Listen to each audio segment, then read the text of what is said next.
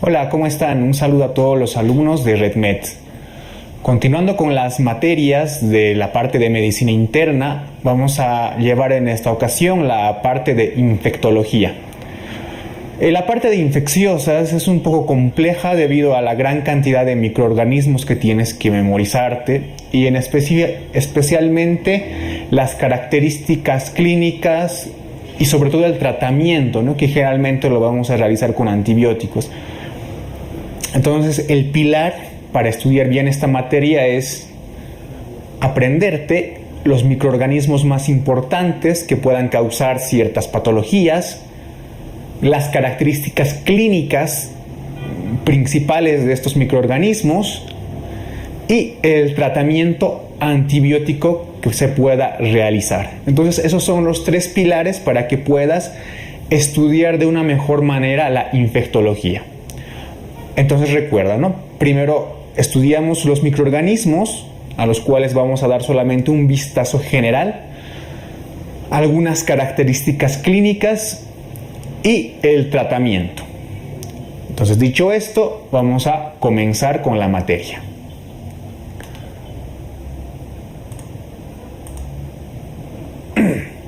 Bien, el primer tema que vamos a llevar son los antibióticos. La primera parte de los antibióticos ya te la he explicado en la parte de farmacología. Así que si tienes alguna duda acerca del mecanismo de acción que tienen los antibióticos en general, pues te recomiendo que vayas a la sección de farmacología y veas la parte de antibióticos. A partir de ahora no voy a hacer un esquema general del mecanismo de acción de estos fármacos, simplemente voy a recapitular el principal mecanismo de acción y lo más importante que ahora vamos a hacer es ver qué microorganismos son sensibles a estos determinados antibióticos, las indicaciones de los antibióticos y las principales reacciones adversas. Es un tema bastante largo, lo sé, y también es complicado debido a las distintas clasificaciones que tenemos. Sin embargo, te pido que estudies de una manera adecuada este tema, ya que su conocimiento te va a ayudar a diferenciar el tratamiento específico de cada patología infecciosa. Es decir, este tema es clave para entender el tratamiento de las diferentes infecciones. Bueno, vamos a empezar.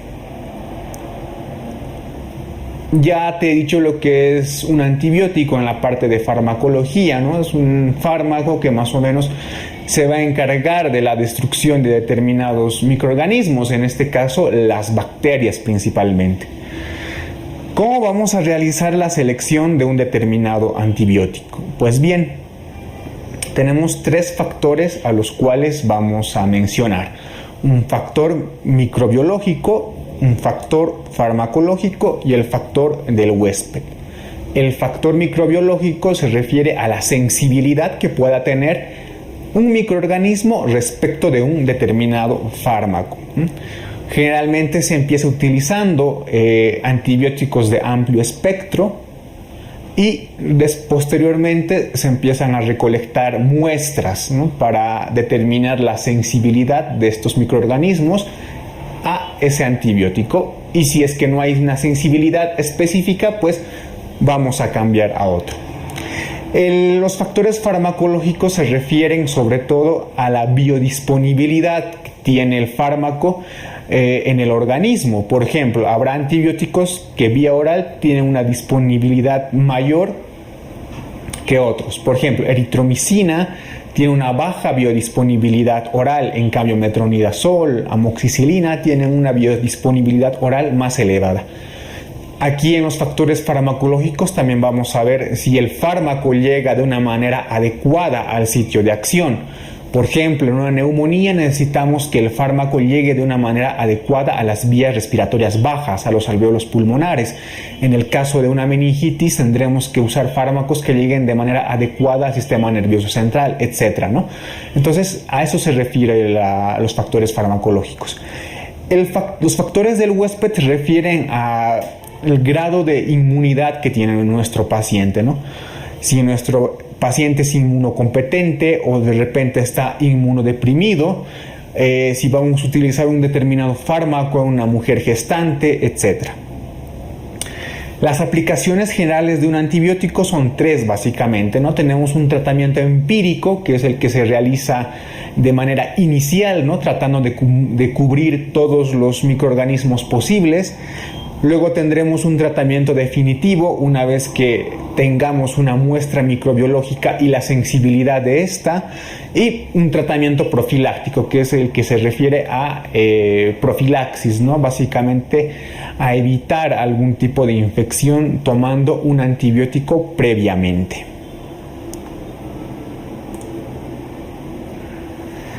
La clasificación de los antibióticos. En la parte de farmacología te había indicado de que hay varias clasificaciones, ¿no? Aunque la que más nos importa es la clasificación química, de acuerdo a su estructura química. Sin embargo, es oportuno repasar algunos otros tipos de clasificación de los antibióticos. Por ejemplo, según su espectro bacteriano, habrá antibióticos de espectro reducido, que son más específicos de un microorganismo. También habrá antibióticos de amplio espectro, es decir, que van a cubrir una mayor cantidad de microorganismos o bacterias. Según su mecanismo de acción, algunos serán bacteriostáticos y algunos bactericidas. Es importante que conozcas estos dos términos. Bacteriostático se refiere a que el antibiótico de por sí no va a ser capaz de destruir a la bacteria, simplemente va a inhibir su crecimiento. Y ya la destrucción y la eliminación de las bacterias dependerá del grado de la inmunidad del paciente.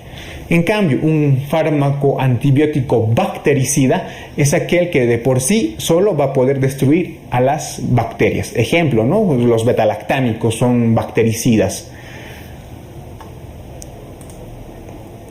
Y como te había mencionado, como ves en esta diapositiva, la clasificación más importante es la clasificación química. De acuerdo a su estructura podemos tener los siguientes antibióticos. En primer lugar, tenemos los betalactámicos, dentro de los cuales están las penicilinas, las cefalosporinas, están los carbapenémicos y están los monobactámicos, del cual el principal representante es el Aztreonam. Tenemos también a los glucopéptidos, dentro de los cuales están como representantes vancomicina y teicoplanina. Los aminoglucósidos, los principales gentamicina, amicacina, streptomicina. Los macrólidos, dentro de los principales acitromicina, eritromicina, claritromicina. Las lincosamidas, como principal representante la clindamicina. Las tetraciclinas, las sulfamidas y el trimetoprim, que juntos forman el famoso cotrimoxazol. Y las quinolonas, ¿no? Como el ácido enalidíxico, el ciprofloxacino, levofloxacino, moxifloxacino, etc. Evidentemente hay algunas familias de antibióticos que no están aquí, como por ejemplo está el inesolid, la daptomicina, que no son muy representativos, sobre todo en nuestro medio, ¿no? Pero que sepas que están ahí. Entonces estas son las principales familias dentro de los antibióticos, y sí te recomiendo que te aprendas un poco bien esta diapositiva, ya que te va a ayudar en una clasificación mucho más simplificada. Bien, entonces vamos a comenzar con la primera familia que te había indicado, que son los betalactámicos. Bien, dentro de los betalactámicos vamos a decir que lo más importante es que son fármacos bactericidas, ¿sí? O sea que destruyen a la bacteria por sí mismos. ¿Cuál es su mecanismo de acción? Inhiben la síntesis de la pared celular bacteriana. Aquí te voy a hacer un esquema de una bacteria, ¿no? Aquí tiene su pared celular, su pared bacteriana. Esta pared pues va a proteger, ¿no?, a la bacteria. Entonces es aquí en esta pared donde van a actuar los betalactámicos. ¿Cuáles son los mecanismos de resistencia que esta bacteria puede producir respecto de los betalactámicos? Son, por ejemplo, inactivación enzimática por unas betalactamasas que produce la bacteria, alteración de las proteínas de fijación de las penicilinas y alteraciones de la permeabilidad de la membrana bacteriana. Entonces recuerda, son bactericidas y actúan inhibiendo la pared bacteriana. Entonces todos los betalactámicos tienen esa misma función y mecanismo de acción, ¿no? Bactericidas inhibiendo la pared bacteriana. La clasificación, pues ya la hemos visto hace un momento, ¿no? Pero te la vuelvo a recordar. Los betalactámicos se clasifican en 4 familias, principalmente las penicilinas, las cefalosporinas, los carbapenémicos y los monobactámicos. Bien, las penicilinas a su vez se clasifican de acuerdo a las generaciones que tienen. Entonces vamos a hacer una clasificación en penicilinas de primera generación o naturales, dentro de las cuales está la penicilina G cristalina, la penicilina sódica, la penicilina potásica, la penicilina de acción intermedia llamada penicilina procáinica, la penicilina de acción larga, que es la penicilina benzatínica, y una penicilina oral, que es la penicilina B. Dentro de las penicilinas de segunda generación encontramos a las semisintéticas, ¿no? Y son las resistentes a las betalactamasas, principalmente cloxacilina, meticilina, dicloxacilina y la oxacilina. La tercera generación, estamos hablando de penicilinas de un espectro ampliado, dentro de las cuales están las aminopenicilinas, ampicilina, amoxicilina, vacampicilina. Las penicilinas de cuarta generación, que tienen una actividad contra la Pseudomonas aeruginosa, principalmente las carboxipenicilinas, que incluyen la carbenicilina, la ticarcilina, la carficilina. Unas de quinta generación aún más potentes, las famosas uridopenicilinas, dentro de las cuales están piperacilina, mesocilina y astrocilina. Y por último, una combinación entre penicilinas de amplio espectro con inhibidores de betalactamasas, por ejemplo, ampicilina sulbactam, amoxicilina, ácido clavulánico, piperacilina, tazobactam. Sé que es un poco enredoso toda esta clasificación, pero también es importante, ya que te va a ayudar a entender más el espectro microbiano de cada uno. Vamos a empezar con la penicilina G, ¿no? La penicilina G existe en 3 formas: la cristalina, que es de acción rápida, la de acción intermedia, que es la penicilina procáinica, y la de acción prolongada, que es la penicilina benzatínica. Entonces, ¿cuál es el mecanismo de acción y su espectro microbiano? Vamos a decir de que tienen una buena actividad contra cocos gram positivos aerobios, como por ejemplo el neumococo, el Streptococcus pyogenes, el Streptococcus viridans, y también con gram negativos aerobios como la Neisseria meningitidis.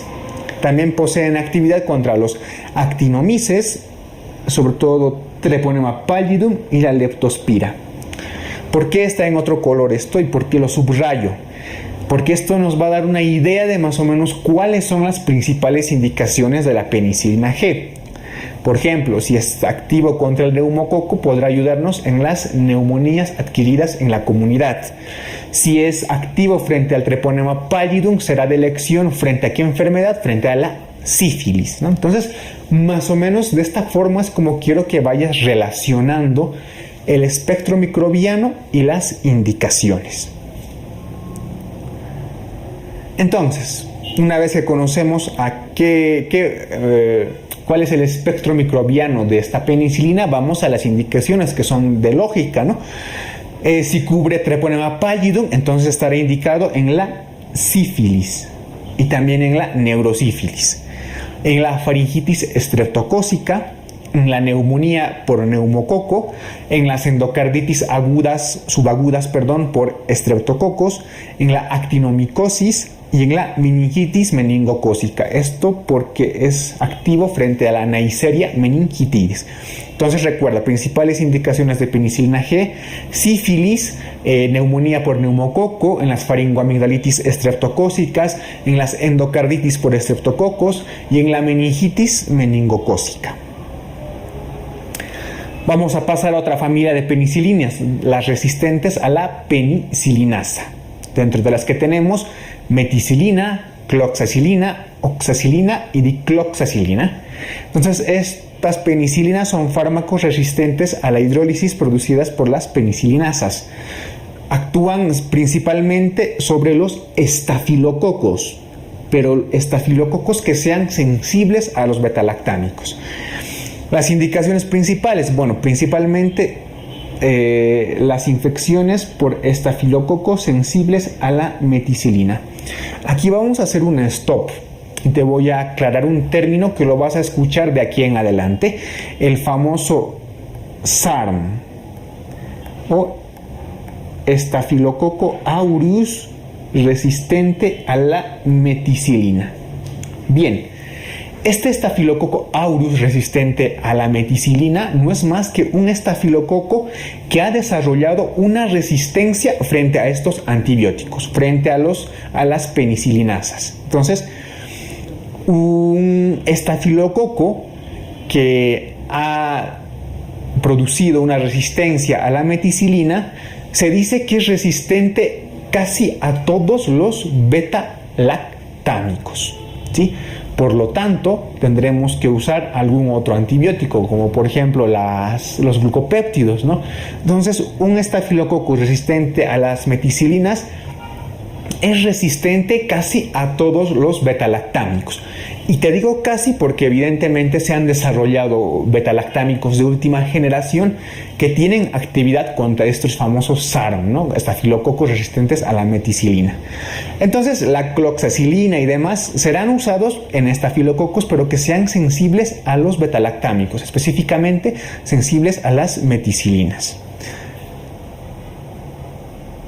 Bien, tenemos otro grupo de penicilinas, las aminopenicilinas, ¿no? Entre las principales representantes, la ampicilina y la amoxicilina. Tienen un espectro ampliado, ¿sí? Son antibióticos de espectro ampliado.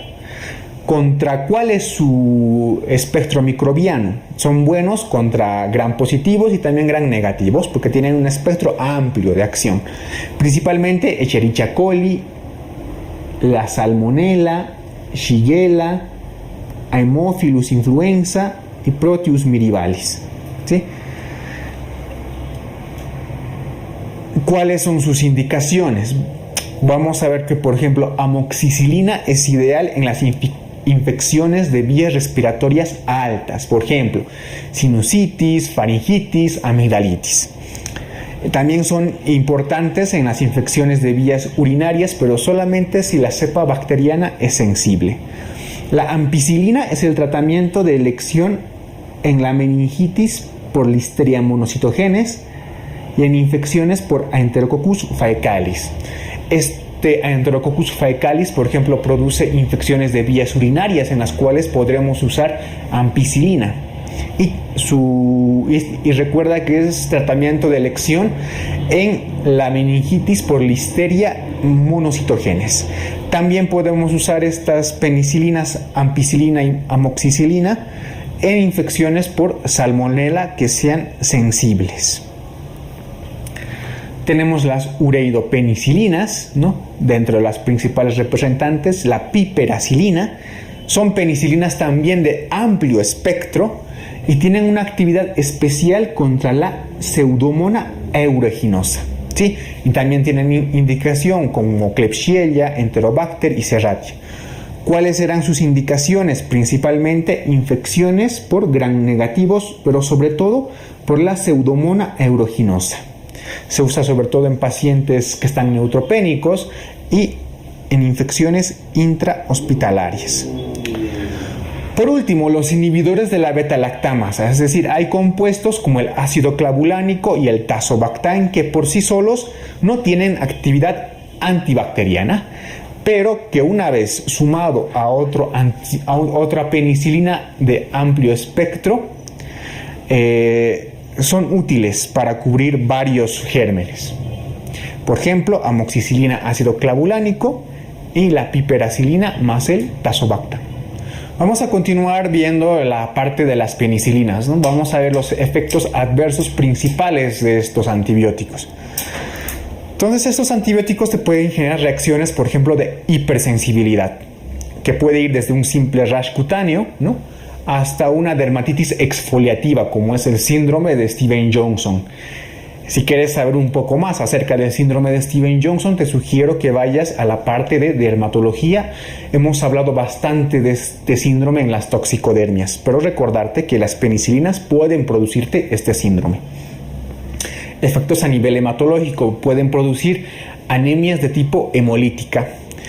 Efecto a nivel renal: bueno, te pueden producir un fracaso renal agudo si es que hay una predisposición para ello, y sobre todo combinado con otros antibióticos. La reacción de Halley-Heichmer es una reacción que se produce cuando hay un tratamiento, por ejemplo, contra la sífilis. Es una reacción inmunitaria que se produce porque hay una destrucción masiva del treponema pallidum, ¿no?, de espiroquetas. Entonces estas producen toxinas al ser destruidas que te producen una reacción inmunitaria. A nivel neurológico se han visto casos que pueden presentarte mareos, sobre todo en las inyecciones de ciertas penicilinas, como por ejemplo la procáinica. Y es importante recordarte que existe reacción cruzada con otros betalactámicos. ¿A qué se refiere esto de reacción cruzada? O sea que si tú eres alérgico a una penicilina, es muy probable que puedas desarrollar o seas alérgico a otra familia de betalactámicos, como por ejemplo las cefalosporinas. Entonces, a eso se refiere con reacción cruzada. Bien, vamos a comenzar con otra familia que también está dentro de los betalactámicos, ¿no? Las cefalosporinas. Igual se clasifican de acuerdo a sus generaciones. Las cefalosporinas de primera generación: cefazolina, cefalexina. Las de segunda generación: cefuroxima, cefoxitina, cefamandol y cefotetán. Y desde aquí sí quiero que te aprendas un poco más, con más atención, porque son las más utilizadas. Las cefalosporinas de tercera generación: cefotaxima, ceftriaxona, ceftazidima y cefixima. Cefixima sobre todo la habrás visto en jarabes, ¿no? Pues vienen soluciones orales. En cambio, cefotaxima y ceftriaxona son eminentemente son parenterales, ¿no? Las cefalosporinas de cuarta generación: cefepima principalmente, y las de quinta generación: ceftarolina. Vamos a empezar directamente con el espectro y el mecanismo de acción de las cefalosporinas de tercera generación.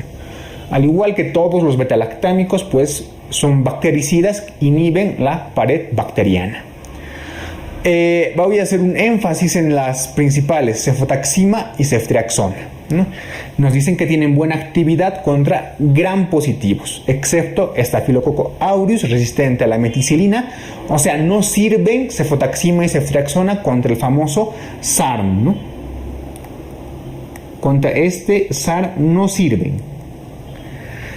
Sin embargo, tienen buena actividad contra gram negativos, como la Neisseria y el Haemophilus. Entonces, tienen buena actividad contra gram positivos, por ejemplo, el estreptococo, ¿no?, excepto Staphylococcus aureus, resistente a meticilina. Y también tienen buena actividad contra gram negativos, como la Neisseria y el Haemophilus.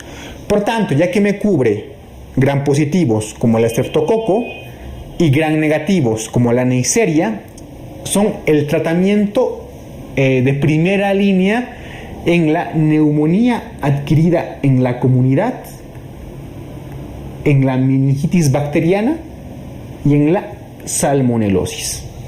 Entonces recuerda, cefotaxima, ceftriaxona son el tratamiento empírico de elección en la neumonía adquirida en la comunidad, en la meningitis bacteriana y en la salmonelosis.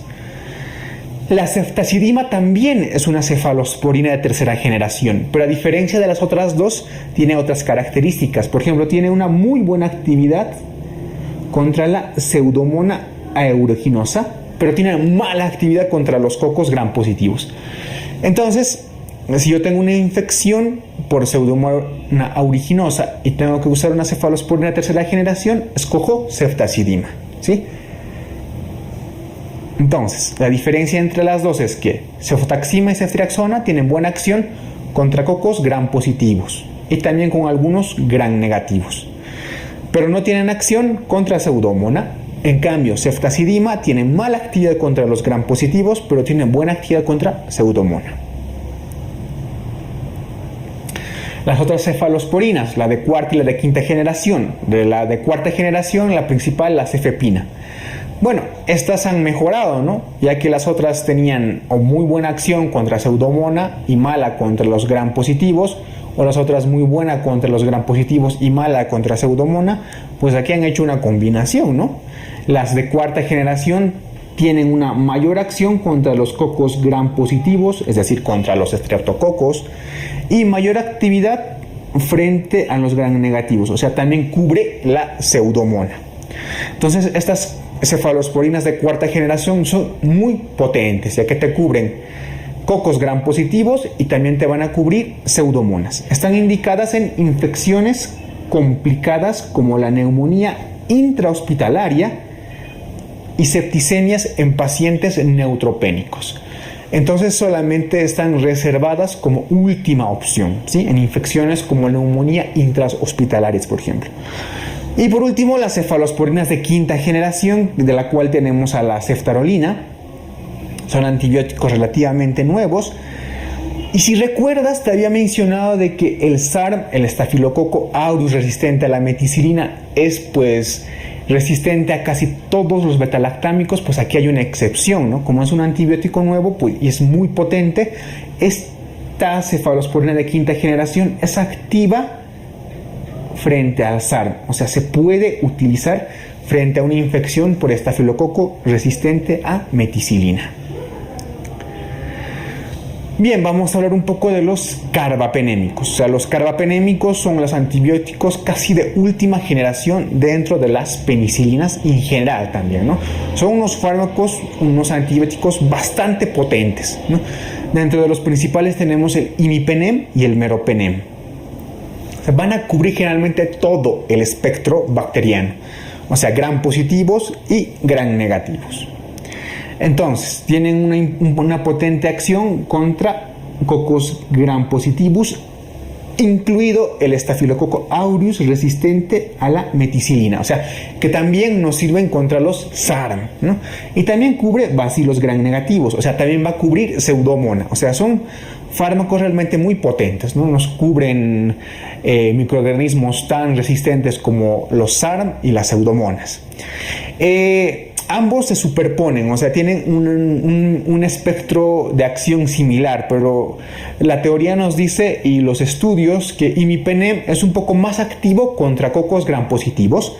En cambio, meropenem es más activo contra bacilos gram negativos. Entonces, si yo quiero escoger un carbapenémico para cocos gram positivos, me decanto por imipenem. Por el contrario, si tengo bacilos gram negativos resistentes, escojo meropenem, ¿no? Entonces, meropenem es el indicado en complicaciones infecciosas intraabdominales, como por ejemplo una pancreatitis necrotizante infectada, ¿no? Meropenem es uno de los fármacos de elección. Entonces, ¿cuáles son las indicaciones de estos carbapenémicos? O sea, se reservan como tratamiento en infecciones graves producidas por bacterias multiresistentes. No los tienes que usar de entrada, ¿sí?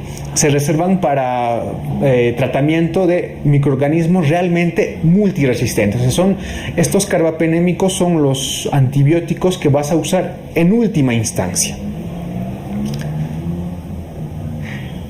Hay otro betalactámico del cual voy a hablar solamente de forma resumida, que es un monobactámico, que es el Aztreonam.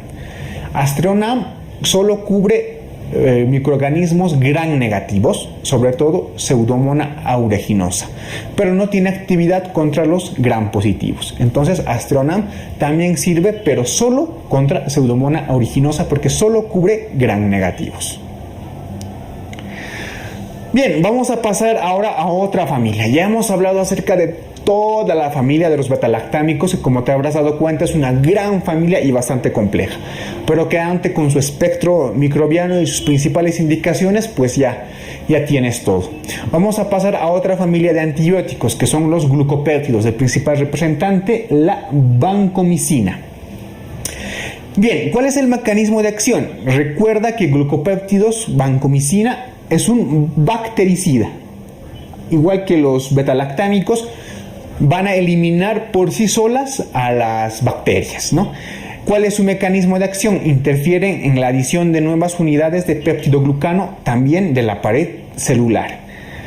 ¿Cuál es su mecanismo o espectro de acción? Los cocos gram positivos, recuerda, cocos gram positivos, solo cocos gram positivos. Entonces me va a cubrir tanto enterococos, estreptococos y también estafilococos, incluidos el estafilococo resistente a meticilina. Entonces, una opción frente a este famoso SARM es vancomicina. Recuerda, vancomicina solo te va a cubrir cocos gram positivos. Entonces, ¿cuáles serían las principales indicaciones? Si solo me cubre cocos gram positivos, pues las principales indicaciones serán neumonías, endocarditis, abscesos y osteomielitis provocado por estafilococos, ¿no? Infecciones graves provocadas por estafilococos.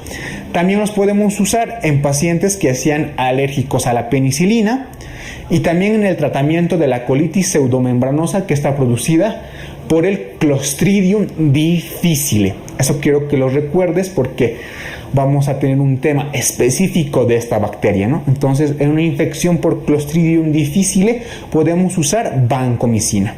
¿Cuáles son las reacciones adversas? O sea, pueden producir fiebre, flebitis en el lugar de inyección, y es característico un cuadro que se llama el hombre rojo, ¿sí? Este cuadro se caracteriza por una eritrodermia de cara y de cuello, o sea, se vuelve roja la cara y el cuello después de haber recibido vancomicina. Esta es una reacción adversa muy particular y característica. Estos fármacos también son nefrotóxicos, o sea que sí tienes que regular la dosis en un paciente que tenga, por ejemplo, una enfermedad renal crónica. Bien, otra familia, vamos a empezar con otra familia de antibióticos, los aminoglucósidos, de los cuales los principales representantes son eritromicina, acitromicina y claritromicina. Entonces, estos antibióticos también son bactericidas, ¿sí? Al igual que los betalactámicos y vancomicina, los aminoglucósidos también son bactericidas. ¿Cuál es su mecanismo de acción? Actúan interfiriendo la síntesis de proteínas por unión irreversible a la subunidad 30S del ribosoma bacteriano. O sea, el ribosoma bacteriano tiene dos subunidades, una pequeña llamada 30S y otra grande llamada 50S. Pues en este caso los aminoglucósidos van a actuar inhibiendo esta subunidad, la 30S, o sea, inhiben esta subunidad y por lo tanto interfieren en la síntesis de las proteínas.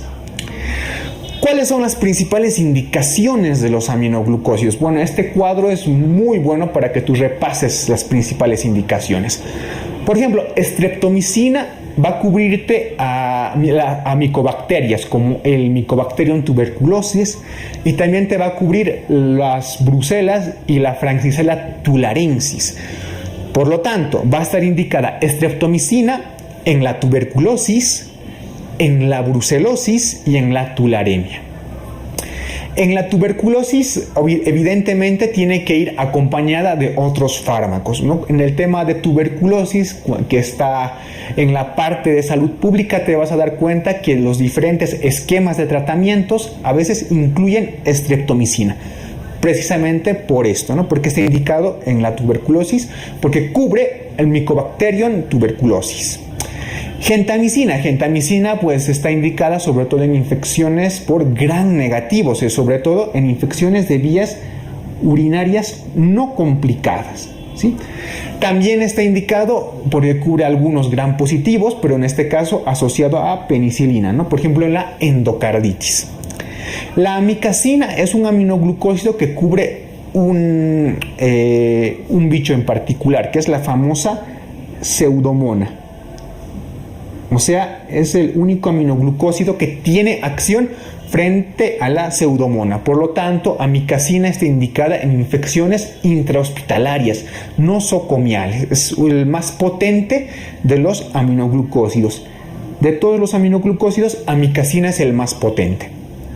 Y tobramicina, pues que se usa para tratar conjuntivitis, blefaritis, profilaxis de infecciones respiratorias en pacientes con fibrosis quística. Vamos a hablar un poco de las reacciones adversas de los aminoglucósidos, ¿no? Principalmente la nefrotoxicidad y la ototoxicidad.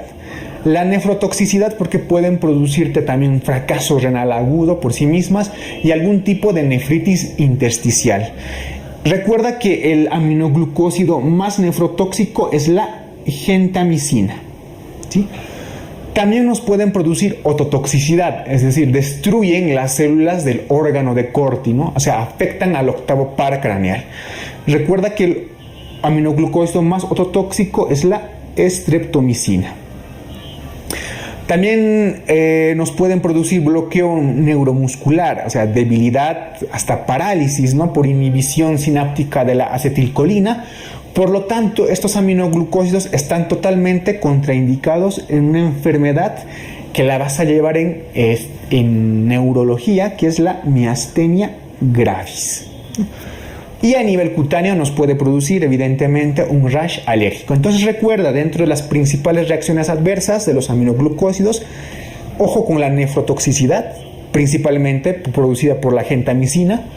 Ojo con la ototoxicidad, principalmente por la streptomicina. Y recuerda que están contraindicados en pacientes que tengan miastenia gravis. Vamos a pasar a hablar de otra familia de antibióticos, los macrólidos. Dentro de los macrólidos principalmente tenemos acitromicina, eritromicina y claritromicina. ¿Sí? Recuerda, acitromicina, eritromicina, claritromicina, los principales macrólidos. ¿Cuál es su mecanismo de acción? Bueno, a diferencia de los otros que habían sido bactericidas, este principalmente es bacteriostático. Entonces tienen una actividad bacteriostática. O sea que dependen de la eliminación de las bacterias de acuerdo a los factores del huésped, ¿no? Los factores inmunológicos. ¿Cuál es su mecanismo de acción? Te voy a dibujar otra vez el ribosoma bacteriano, ¿no? El más pequeñito es subunidad 30S y el más grande una subunidad 50S. Por tanto, los macrólidos, que son bacteriostáticos, van a actuar sobre esta subunidad grandota, sobre la 50S, y de esta manera inhiben la síntesis de proteínas. ¿Cuál es el espectro de acción de los macrólidos? Incluye cocos y bacilos gram positivos, también incluye bacilos gram negativos, sobre todo quiero que recuerdes Haemophilus, Neisseria, Campylobacter, Bartonella y Legionella. Y también son activos frente a bacterias de crecimiento intracelular como clamidia y el micoplasma. Las indicaciones principales de los macrólidos son las principales, ¿no? Es la neumonía atípica producida principalmente por Mycoplasma pneumoniae y la Legionella. Principalmente vamos a utilizar en estas neumonías atípicas acitromicina o eritromicina, ¿sí? En el tratamiento de la difteria producida por la Bordetella pertussis, principalmente usamos acitromicina. También está indicada en las infecciones por clamidia, ¿no? En las infecciones de transmisión sexual por clamidia, como una uretritis. Principalmente vamos a usar la acitromicina. Y también está indicada en la infección por el famoso Helicobacter pylori, ¿no? Principalmente usamos la claritromicina. Y también es una alternativa en pacientes con alergia a las penicilinas. La otra familia de antibióticos es la clindamicina. La clindamicina es también un fármaco bacteriostático. Es un fármaco bacteriostático que actúa inhibiendo la síntesis proteica bacteriana uniéndose a la subunidad 50S del ribosoma. Te voy a hacer otra vez el gráfico, ¿no? La subunidad más grande es la subunidad 50S y al igual que los macrólidos, las lincosamidas actúan inhibiendo esta subunidad, ¿sí? Pero son bacteriostáticos, ¿sí? O sea, inhiben la subunidad 50S del ribosoma bacteriano.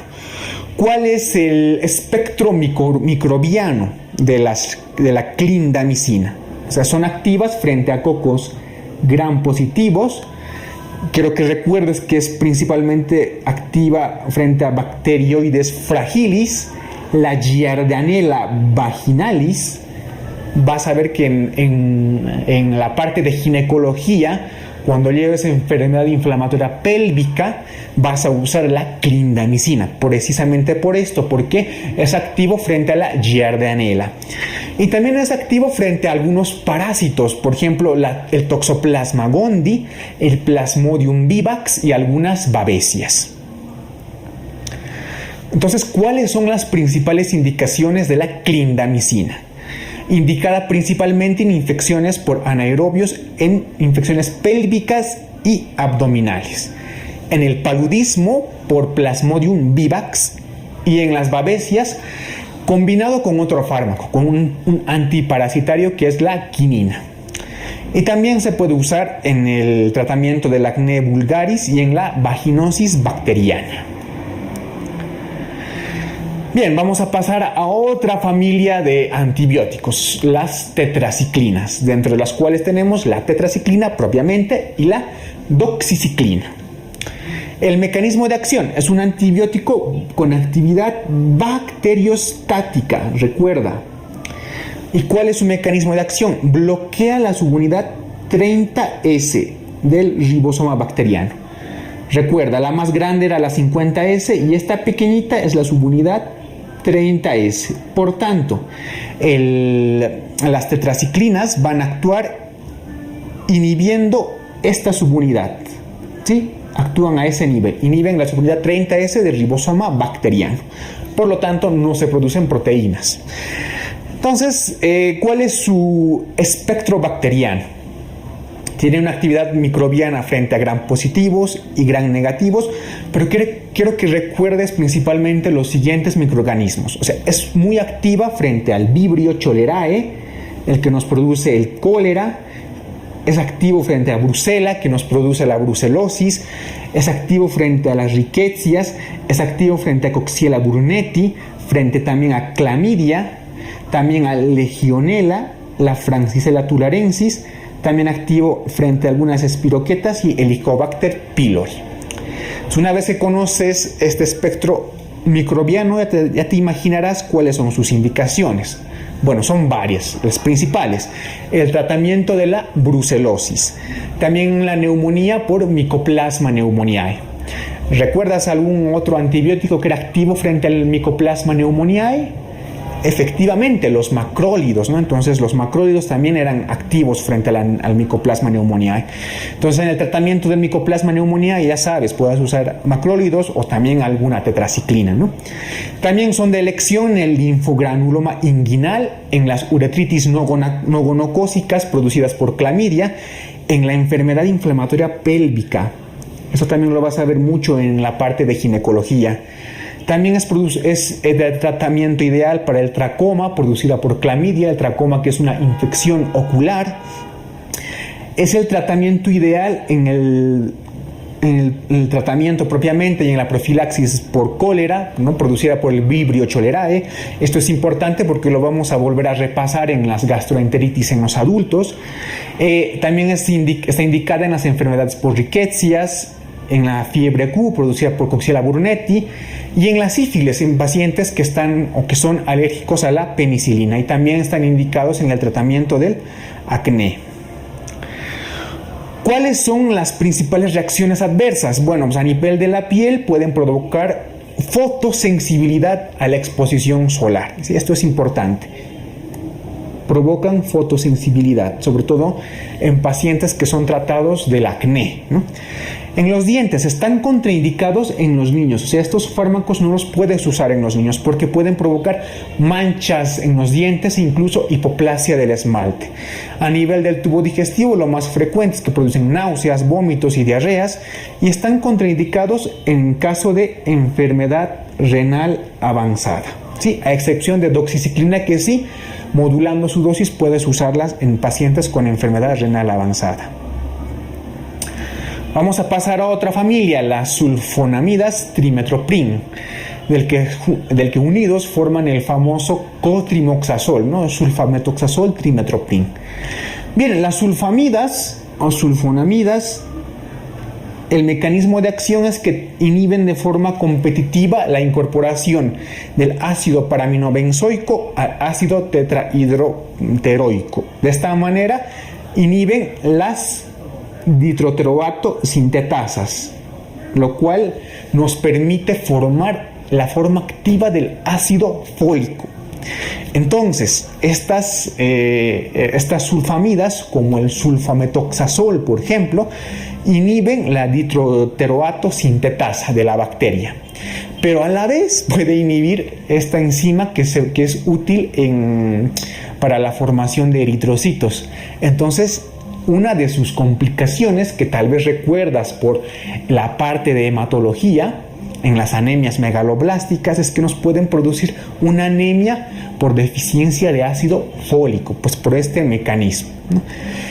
Y bueno, pasando al otro componente, que es el trimetoprim, también inhiben las dihidrofolato reductasas, ¿no? Entonces ambos nos pueden producir una anemia por deficiencia de ácido fólico.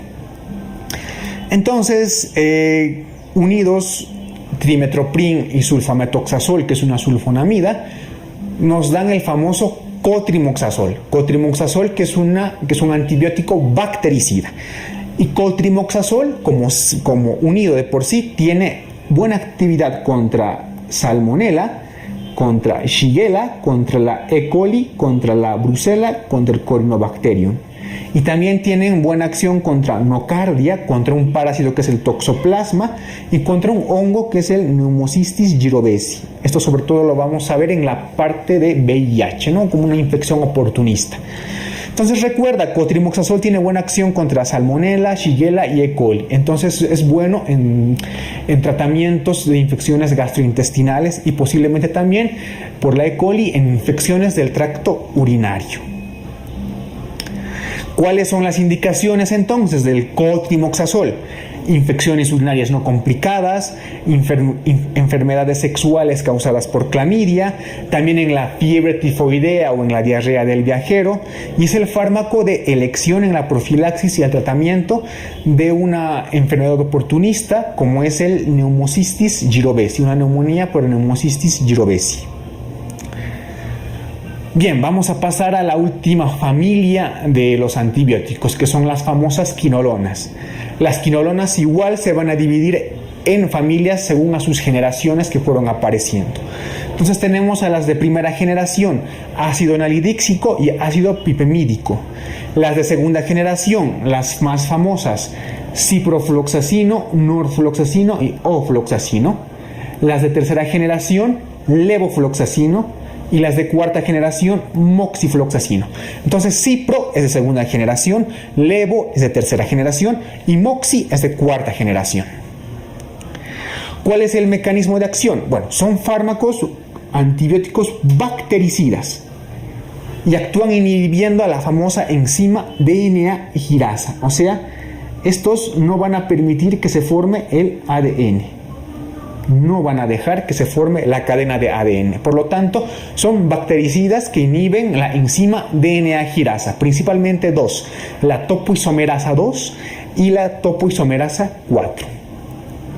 Bien, entonces cada quinolona, de acuerdo a su generación, tiene ciertas particularidades. Por ejemplo, el ácido nalidíxico tiene buena acción únicamente contra bacilos gram negativos. O sea, es útil contra la E. coli, ¿no? En infecciones urinarias, solo pero contra gram negativos. Los de segunda generación tienen buena actividad, también con la E. coli, pero también con la Salmonella, con Shigella, con Proteus mirabilis y con Vibrio cholerae, y también con la Neisseria. Entonces, estos más o menos son bichos que te producen infecciones gastrointestinales. Entonces, los de segunda generación, como ciprofloxacino, serán útiles en gastroenteritis en el adulto. También nos dicen que tienen buena acción contra gérmenes intracelulares como las riquecias, la clamidia y el micoplasma, ¿no? Si tienen buena acción contra clamidia, también serán útiles en algunas enfermedades de transmisión sexual por clamidia. Y el ciprofloxacino es la única quinolona de segunda generación que es activa frente a Pseudomonas aeruginosa y frente a algunas micobacterias. En cambio, las quinolonas de tercera y cuarta generación, además de todo lo que ya he mencionado, ¿no? Además de cubrir todos los otros gérmenes que cubren las de segunda generación, van a cubrir cocos gram positivos, incluyendo cepas resistentes. Por lo tanto, levofloxacino, que es una quinolona de tercera generación, porque cubre cocos gram positivos y porque además llega de buena forma al aparato respiratorio bajo, a los pulmones, es también un antibiótico que se puede usar en la neumonía adquirida en la comunidad. Y las quinolonas de cuarta generación son las únicas que tienen actividad frente a los anaerobios. Entonces, ¿cuáles son las principales indicaciones de las quinolonas? El tratamiento de las infecciones urinarias complicadas, las prostatitis, las orquiepididimitis. También está indicada en la fiebre tifoidea, en las diarreas infecciosas. Aquí principalmente vamos a usar el ciprofloxacino. También están indicadas en el tratamiento de la osteomielitis, ¿no? Infecciones de piel y tejidos blandos y neumonías y bronquitis, principalmente levofloxacino y moxifloxacino. Las quinolonas también no se pueden usar en menores de edad, sobre todo en niños, ¿no? Porque tienen un efecto muy particular que es el que inhiben el cartílago de crecimiento. Por lo tanto, su uso no es recomendado en niños. Bien, ya hemos repasado de forma general todos los antibióticos, su espectro bacteriano y sus principales indicaciones. Y aquí te presento en esta diapositiva el famoso triángulo de los antibióticos, ¿no? Un esquema muy bonito y muy práctico que te va a ayudar más o menos a entender de forma más resumida cuál es el espectro bacteriano de cada antibiótico. Por ejemplo, tenemos los gram positivos. A los gram positivos van a cubrir la cloxacilina, la vancomicina, la teicoplanina, las cefalosporinas de primera generación y otros como la daptomicina y la rifampicina. Los gram negativos los van a cubrir solo aminoglucósidos, también los monobactámicos como Aztreonam y las cefalosporinas de tercera generación. Estos fármacos al medio van a cubrir tanto gram positivos como gram negativos.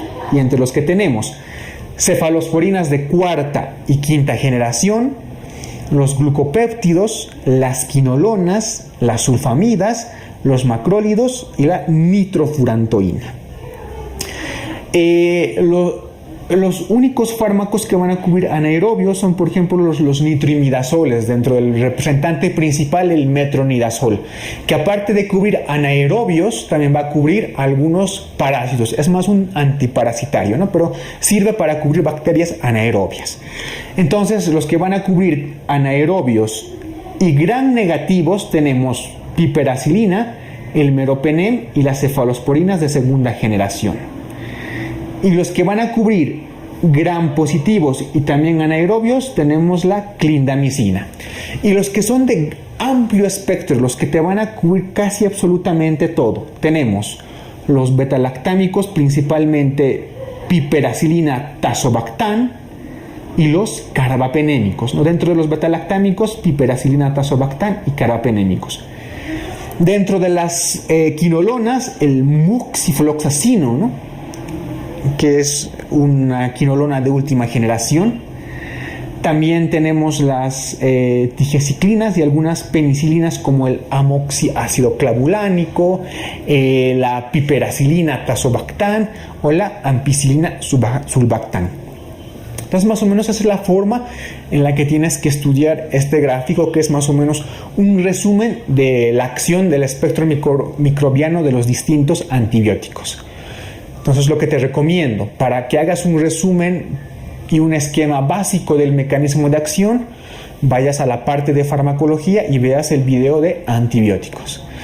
Y en esta parte de infectología refuerces el espectro microbiano, las indicaciones y algunas reacciones adversas de determinados antibióticos. Entonces, ese es el pilar para que estudies antibióticos: espectro microbiano, indicaciones y las principales reacciones adversas.